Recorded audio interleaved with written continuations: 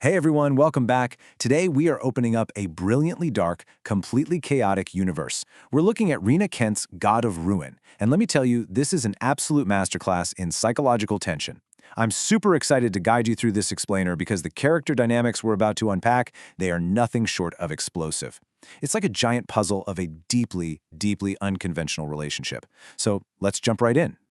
Quick heads up before we really get into the weeds here, you can actually experience this entire intense narrative for yourself. Check the link in the description right now to grab the full audiobook. Trust me, hearing these characters actually come to life adds a whole new dimension to the wild psychology we're about to discuss. So, here's how we're going to break this all down today. First, we'll talk about the boundaries of dark romance. Then we'll meet our two incredibly complex leads, Landon and Mia. From there, we'll trace their cat and mouse game, dive into their twisted artist and muse dynamic, and finally, look at their very unconventional kind of love. All right, part one. Welcome to Dark Romance.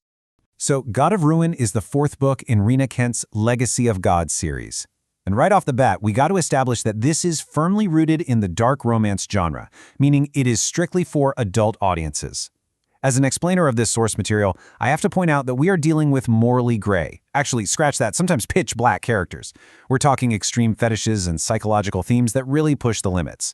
This isn't your standard run-of-the-mill love story, folks. It explores the deeply peculiar, the antisocial, and the extreme edges of consent and power dynamics. The author actually puts it perfectly in her dedication at the beginning of the book. She writes, "For the psychopaths we can enjoy in fiction without ever meeting them in real life." It totally hits the nail on the head, right? It's a crucial reminder that we are analyzing a purely fictional sandbox. We can be fascinated by the chaos and the manipulation on the page, knowing full well we'd run for the hills if we met these people in real life. It's a safe way to explore the darkest corners of human psychology. Which brings us to part two. Meet Landon, the psychopathic sculptor. So let's talk about Landon King. He's this privileged student at Royal Elite University, but beneath all that wealth and status, a terrifyingly calculated mind. Landon is described as neurodivergent, intensely antisocial, and honestly, a narcissistic genius. He's this brilliant sculptor, but when it comes to actual human beings, he literally sees them as chess pieces, just tools to be used or discarded. He's cold and essentially empty inside. But here's the catch. He's self-aware enough to maintain a really good facade. He masks his true nature to protect his parents and siblings, showing this weirdly protective, almost possessive loyalty to his family. Now for the other half of this equation. Part 3. Meet Mia, the silent enigma. Enter Mia. She's Maya's twin and Nikolai's younger sister. Her aesthetic is super striking. She goes full gothic, black clothes, heavy leather boots with buckles, but then completely contrasts that edgy vibe by wearing these bright blue ribbons in her hair. But her most defining characteristic comes from a really horrific tragedy.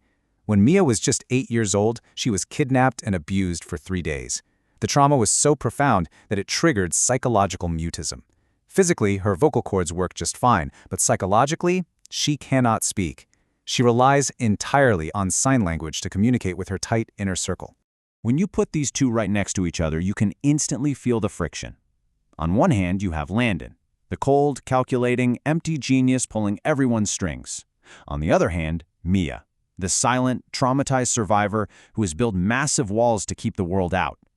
These are two completely isolated psychological profiles operating on totally different frequencies. But man, they are on a direct, unavoidable collision course. And that kicks off part 4, the cat and mouse game. The spark that actually ignites this whole crazy relationship? It's revenge. Landon, being the resident campus chaos agent, had previously messed with Mia's fiercely protective brother Nikolai. So, Mia decides it's payback time. Step 1, she and her twins sneak into this wild masked pagan party hosted by Landon's crew. Step 2, Landon, who literally misses nothing, spots her and physically corners her in a bathroom, kicking off their power struggle. Step 3, and this is wild, Mia slips away and spectacularly humiliates him by dumping pig's blood all over him during a toast. You'd think he'd completely lose it, right?